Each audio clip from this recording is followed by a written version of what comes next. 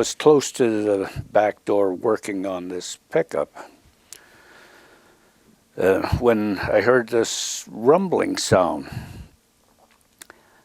And I thought immediately something blew up down at the dock on this ship. So I walked around the truck, then the ground started shaking. And like water geysers was shooting up. And I realized that there's probably an earthquake. Everything's shaking. I looked back to the dock, and the ship was way down like that. And the back end was up above the dock, and I could see the propeller back there just kind of lazily moving. I said, oh, there it goes, it's sinking. And that instant, the water came up. The whole dock and everything just exploded. You can see the timber and planks just went up in the air. And I couldn't see anything. The ship disappeared.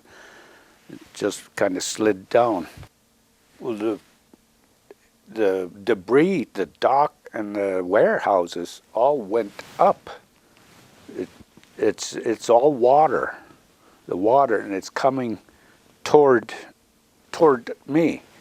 It went up. You can see timber debris in the air. I guess it was a tidal wave, but it generated right under the dock and just wiped everything out. So wires was falling and sparks were flying, and a car just beyond the powerhouse went into a crack. The street started to crack, open up. The front end just went down and stopped.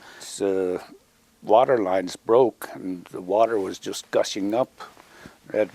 Every street had a regular river, or it wasn't that much, but it was rushing down toward the bay. And we went around about 2 or 3 blocks up to the main highway. That was the highest spot there, and there were a lot of cars parked there. And some of them came in, ka-clunk, ka-clunk, clunk. Their wheels were square. They hit these bumps and blew the tire out, bent the wheels.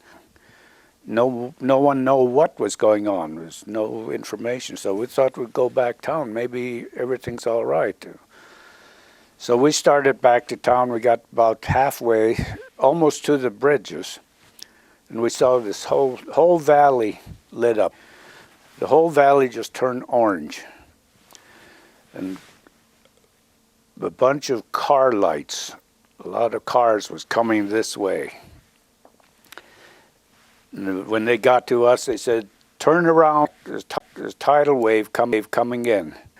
So we turned around and went back to their location, and was trying the radio on the car, and we finally got an Anchorage station. And they were giving report about different places in Alaska.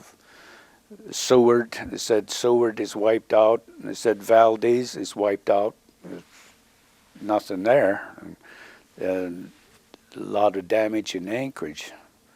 And about that time, it finally hit me, I guess, what happened. I turned cold, and I started to shake.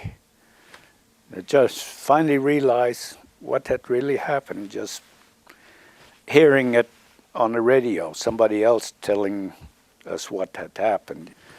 So a few of us went back to Valdez, and we saw the damage, what had happened. And there was no dock. All you see is pilings sticking out here and there. It flooded everything and washed all the debris up into town. Well, the Standard Oil caught fire. There was a leak. But the whole bay was burning with fuel.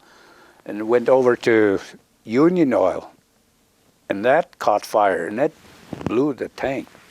That burned for about 10 days there, just big black smoke. And people in Valdez talk about tidal waves. Tidal waves happen in different places. Didn't think it'll happen there, because tidal waves, you figure, come from an open water. Didn't think anything like that would generate right there in Valdez, right at the dock.